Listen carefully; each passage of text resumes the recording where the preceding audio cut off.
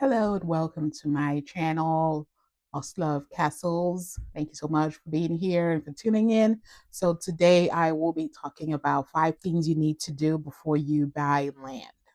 So first of all, my name is Pamela Jacobs. I am a licensed broker in the state of Massachusetts. So my specialty is in new construction, and I have been doing this for close to a decade now, and it's been one of my best fulfilled. Yeah, it makes me fulfilled. So I like to see people move into their homes, especially if it's a brand new home. There's always something about a brand new home that everybody's excited about.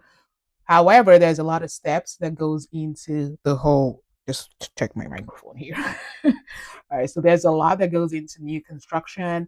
So before you get a new construction, then you have a new land. So 5 things to consider before buying land, especially in the state of Massachusetts. There's a shortage of homes, and people want to build theirs from scratch, and that's really great. But before you go out to just grab a land that you see for sale, there's definitely several things to consider. So when you find land that is quoted for a very low price, there's usually a catch. So I have people contacting me and saying, "Oh, I want to check out that land. It's so cheap.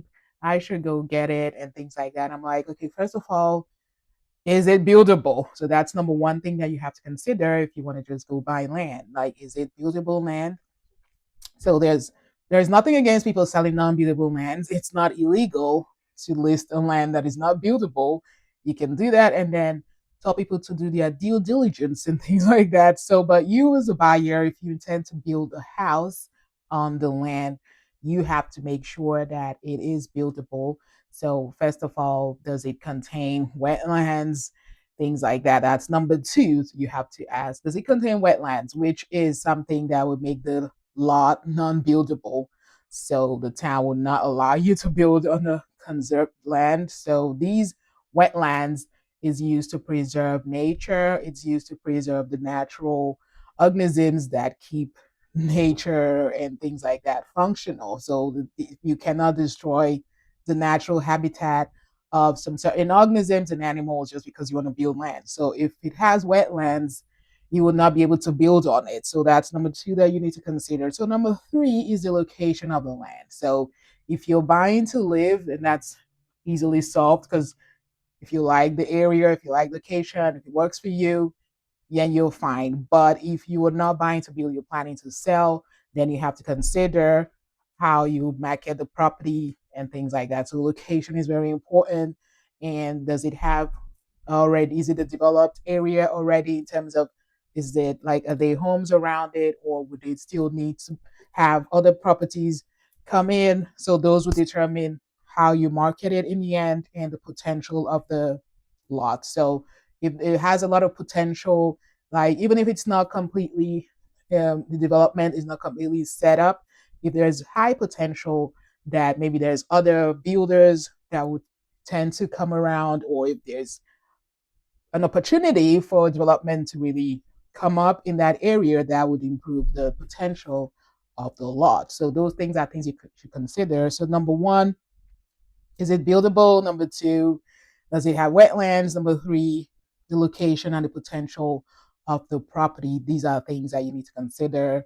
And number four will be getting yourself an experienced agent. So there's agents that are very experienced with residential properties, commercial properties, and there's those that are very experienced with land issues. So some agents may not really be tuned in to land considerations and questions that you need to find out.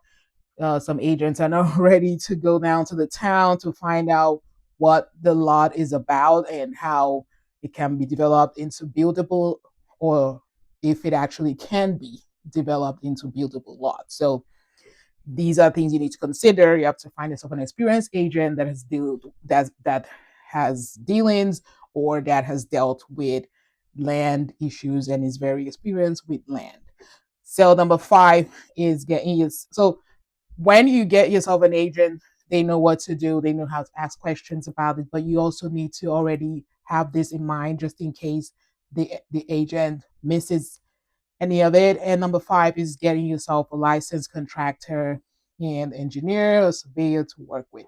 So if a land is said not to be buildable yet, but could be potentially buildable, then you would need engineers and surveyors to actually estimate the land and see what can be done. If a section of it is a wetland and a section of it can be buildable, then you might have yourself something that can potentially become buildable. And sometimes, if it's not going to ever be buildable because it's completely wetlands, then maybe it's better to just stay away from it.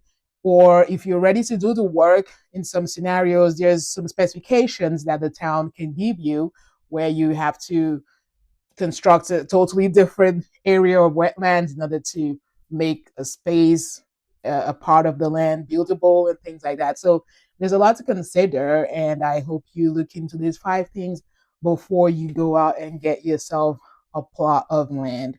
I hope you found this useful, and I will be coming up with more videos on new construction, things you need to do before starting a new construction, and how actually a home is built from scratch. I'll be bringing that up in this channel, and I hope you stay tuned. Please like, share, subscribe, and I will see you in the next video. Bye.